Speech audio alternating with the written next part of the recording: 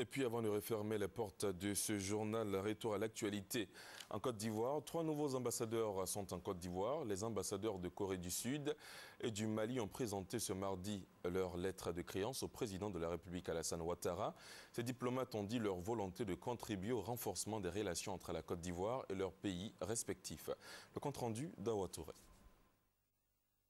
Le Mali et la Côte d'Ivoire sont liés par l'histoire et la géographie, 2 pays qui entretiennent des relations d'amitié et de fraternité. Ce sont ces relations que le nouvel ambassadeur du Mali en Côte d'Ivoire, le général Seydou Traoré, entend renforcer.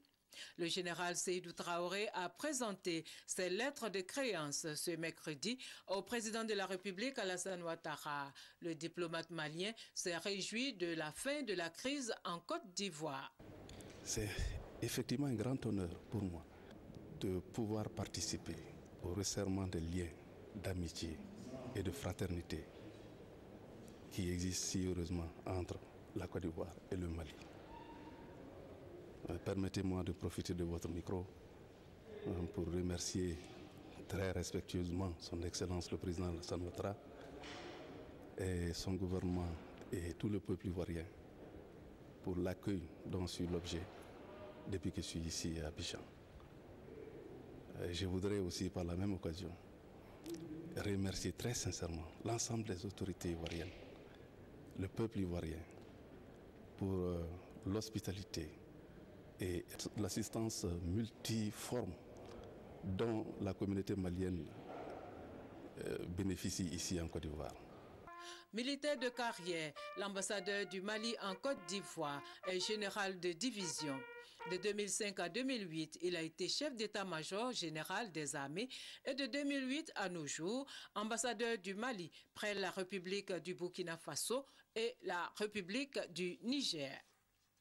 L'autre diplomate à avoir présenté ses lettres de créance au chef de l'État, le général-major Ouzoumouzi Laurens Sendan, ambassadeur d'Afrique du Sud en Côte d'Ivoire.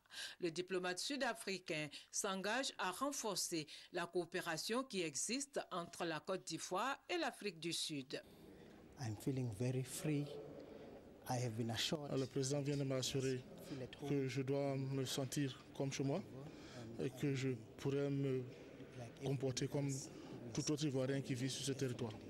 Le président nous a aussi assuré des relations très fortes qui existent entre ces 2 pays et c'est notre travail d'être ici et de continuer à les fortifier.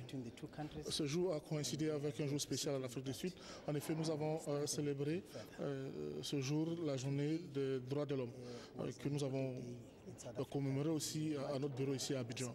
Et donc nous pensons que couplé avec cette cérémonie de présentation de l'aide de créance, nous sommes d'aplomb pour attaquer tous ces problèmes qui concernent l'homme dans le cadre des relations, encore une fois, très fraternelles qui existent entre l'Afrique du Sud et la Côte d'Ivoire. L'ambassadeur sud-africain a reçu les honneurs militaires dus à son rang avant de quitter le palais présidentiel. C'est l'ambassadeur de la Corée du Sud qui a été le dernier diplomate à avoir présenté ses lettres de créance au président de la République Alassane Ouattara. Seo Song-yeol a pris l'engagement d'aider à la consolidation des relations diplomatiques qui lient depuis 1961 la Côte d'Ivoire à la Corée du Sud. Et il a annoncé que la Côte d'Ivoire et la Corée travailleront ensemble au plan international dans un esprit de coopération mutuelle. J'ai transmis les cordiales et chaleureuses salutations de notre président de la République, Lee Myung-bak, au président de la République de la Côte d'Ivoire, M. Alassane Ouattara, et réitérer aussi notre volonté de consolider nos relations bilatérales sur tous les plans. J'ai aussi félicité M. le Président pour son élection à la présidence de la CEDEAO. Le diplomate coréen a par ailleurs indiqué que son pays va apporter tous les soutiens et aides nécessaires au développement économique de la Côte d'Ivoire dans le cadre d'un partage d'expériences et de savoir-faire.